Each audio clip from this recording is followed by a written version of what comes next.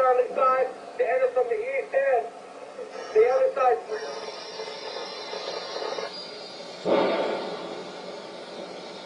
Chief back there, and I'm going to get a chief back there, but until now, they're reporting to Division Charlie, which is Engine 8. Well, not need this whole thing.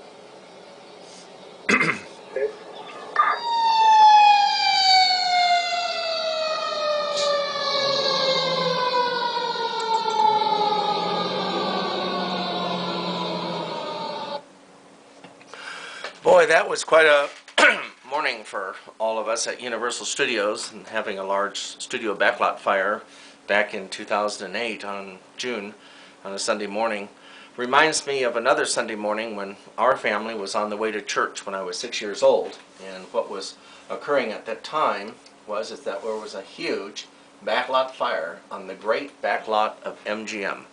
Metro Goldwyn Mayer was on fire.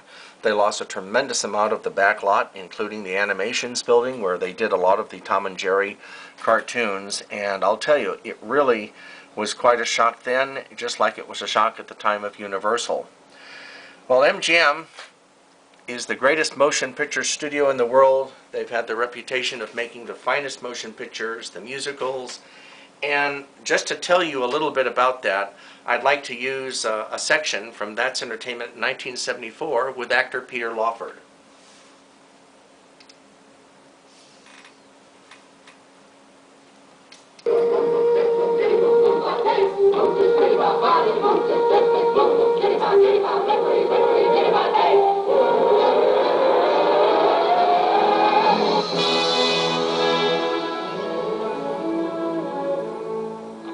This building, or what's left of it, was, among other things, Tate College in good news.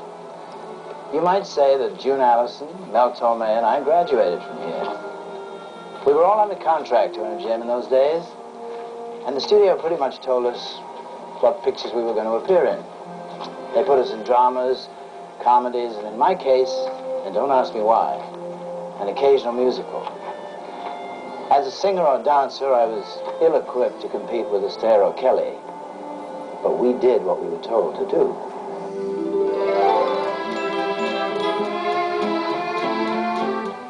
When I first came to MGM, the world was at war. To the GIs overseas and the audiences here at home, the musicals were a very special kind of escape, both during the war and afterwards. The films we made here had a certain style, a look that was unmistakable. Whether it was the directing, or the writing, or the scenery, the costumes, the lighting, I don't really know. But somehow you could always tell that it was an MGM movie, especially the musicals.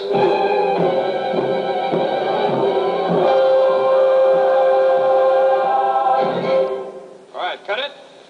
Cut it, James. Okay. All right, take me into number one. Okay, number one. Top of that Can you case. see your marks, Joe? Okay, everybody, quiet. Rolling. Speed. Action. The studio was constantly experimenting. Well, there's a little bit from That's Entertainment from 1974. And basically, I think that this is a great collection for any person who has a well-organized DVD collection who would like to have it. The first one that was ever done was in 1974, and this is the film that started it, and actually started the idea of the documentaries for the entertainment industry, led to a lot of the nostalgia binge that our country and the world has been on ever since that time. This basically will feature a lot of the musical outtakes. You'll have a variety of actors, James Stewart, Peter Lawford, Elizabeth Taylor, Frank Sinatra, all giving you information on the history and the global effects of the MGM musicals, basically through the 1940s and 50s, even as far back as the 1930s. Now, it was such a popular film, it was then decided that in 1976 that they would do That's Entertainment Part 2, which is narrated and hosted by both Gene Kelly and Fred Astaire. And again, you have a real nice, authentic collection of outtakes from a variety of different films, a variety of the different stars. They give you a lot of backdrop, a lot of old scenes and footage from a lot of the backlot of the studio along with the films, so you can actually see just how magical a place it was. Now, about 20 years went by when they decided to do That's Entertainment Part 3. And again, like the first two, it had a lot of outtakes, but it got into a little bit more of the technical aspects of the filming of the MGM musicals and their studio history. But the one that I really love very, very much is what came out through Turner Broadcasting was When the Lion Roars. And if any of you are Star Trek fans, actor Patrick Stewart from Star Trek The Next Generation is an MGM fan, and he hosted this 6-part, basically, documentary. And to me, it is the most fabulous documentary that has ever been made about any motion picture studio. It goes clear back to 1924. Stewart really does an excellent job and really just steals the whole thing himself in many ways.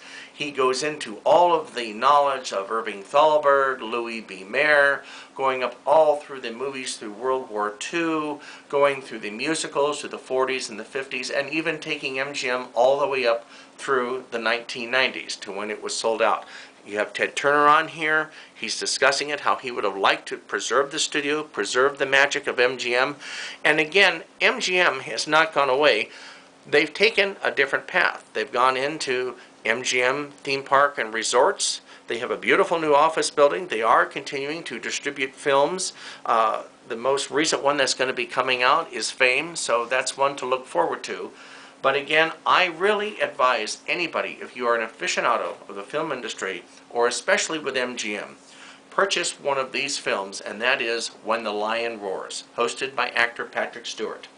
Now, as to going back to the That's Entertainment releases, you can get them individually. I suggest that you do get the whole complete set, because there is even a 4th disc, which I have here, which is a lot of the 15-minute shorts, several hour-long documentaries on how musicals were made, on how MGM films were made, and a lot of outtakes from the various different movies and musicals that MGM did. And it's really has a great scene of the 25th anniversary. It also has the whole party that they had for the original That's Entertainment movie that came out in 1974. You can see the actors, you can recognize them there, and it's kind of neat to see them in the retro 70s era. So again, what I'd like to recommend is either get the whole set of That's Entertainment, but if you don't do that, do put When the Lion Roars in your collections. Once again, my name is Lauren, and enjoy your day.